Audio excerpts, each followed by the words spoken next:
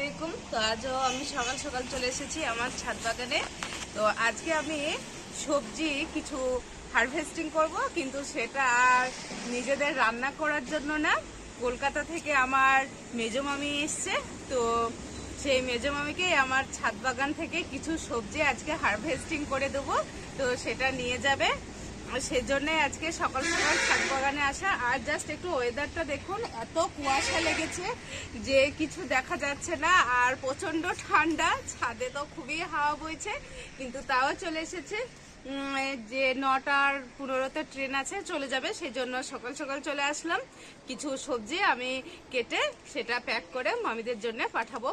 তো মামি নিচে রেডি হচ্ছে বাড়ি যাওয়ার জন্য, তো আমি চলে আসলাম ছাদে ঝুড়ি আর কাটা নিয়ে কিছু সবজি হারভেস্টিং করতে। তো চলুন কিছু সবজি হারভেস্টিং আজকে করে নিই। আর সবাইকে বলছি, ভিডিওটা ভালো লাগলে অবশ্যই একটা লাইক কমেন্ট শেয়ার করবেন। তো চলুন আজকে আমি মামিদেরকে দেওয়ার জন্য কি কি সবজি হারভেস্টিং করছি আজ আমি আপনাদেরকে দেখাচ্ছি। চলুন। তো প্রথমেই আমি কিছু বেগুন তুলে নেব।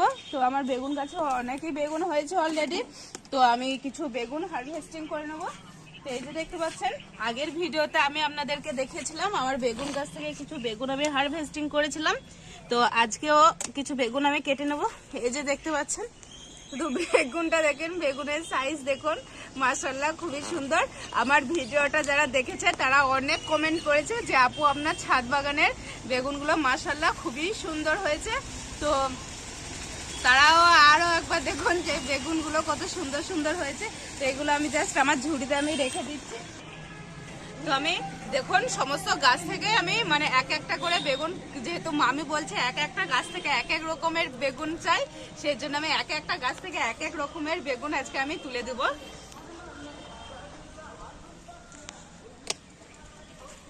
তো এই যে দেখতে পাচ্ছেন খুব সুন্দর। এই যে দেখছেন, এই গাছ থেকে আমি অলরেডি দুটো নিয়ে নিয়েছি। তো এগুলো আমি রেখে দিচ্ছি।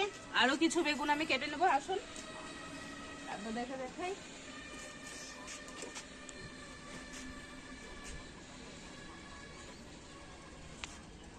থেকে একটাই কাটা হবে। তো এই যে এই গাছ থেকে আমি একটা কেটে নিলাম, এটা কালোই কিন্তু লম্বা। আর কাটাগুলো দেখুন, খুবই সাবধানে কাটতে হবে কারণ প্রচন্ড পরিমাণে কাটা আছে বেগুনগুলোতে।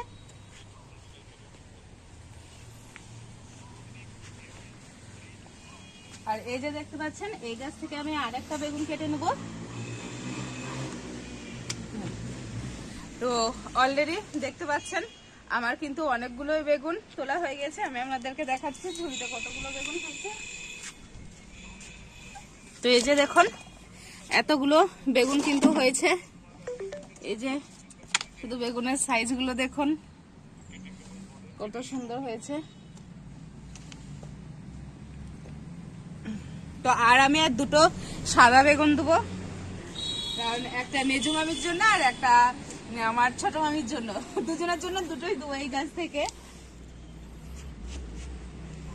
তো এই যে দেখতে পাচ্ছেন, আমি যেটা বড় বড় মানে যেগুলো কাটার মতো সেগুলো আমি কিন্তু কাটবো। আর প্রচুর বেগুন ধরেছে এই গাছটায় আমার। তো এই যে দেখুন, এখান থেকে কিন্তু আমি দুটো বেগুন তুললাম। তো এটা আমার সবজির ঝুড়িতে রাখলাম।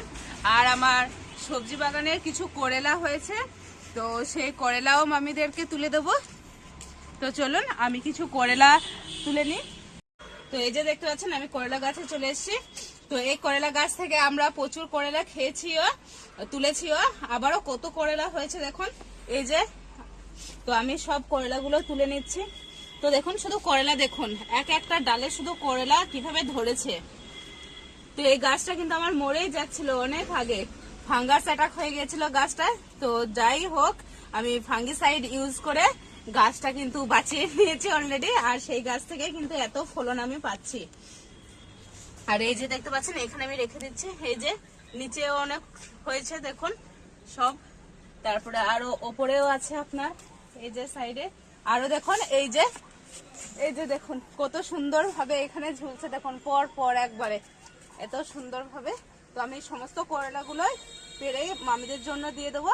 আমরা আর রাখবো না কিছুই, কারণ আমরা তো অলরেডি অনেক সবজি খাচ্ছি, প্রত্যেক দিনকে কিছু না কিছু টুকিটাকি সবজি আমি আমার ছাদ বাগান থেকে তুলি আর সেগুলো রান্না করি।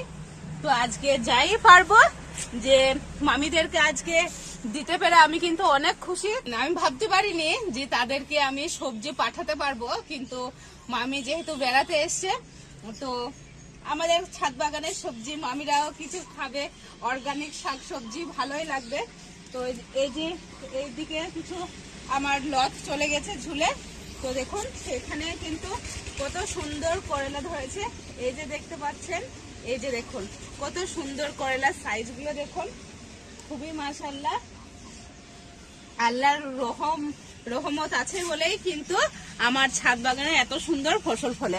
অবশ্যই আমরা তো পরিশ্রম করি ছাদ বাগানে সবজি তোলার জন্য, যে সবজি পাবো তার জন্য তো পরিশ্রম যথেষ্ট আছে, কিন্তু আল্লাহর রহমত না থাকলেও কিন্তু পাওয়া যায় না। তো এই যে দেখতে পাচ্ছেন একটা মইল হয়েছে তোলার মতো, তো এই মইলটা আমি তুলে মামিদেরকে দেবো। তো আমি কাটারটা নিয়ে আসি। তো এই যে দেখতে পাচ্ছেন একটা মইল হয়েছে, তো এটাও আমি কেটে দিচ্ছি মামিদেরকে দেওয়ার জন্য। তো এই যে একটা মইল হয়েছে,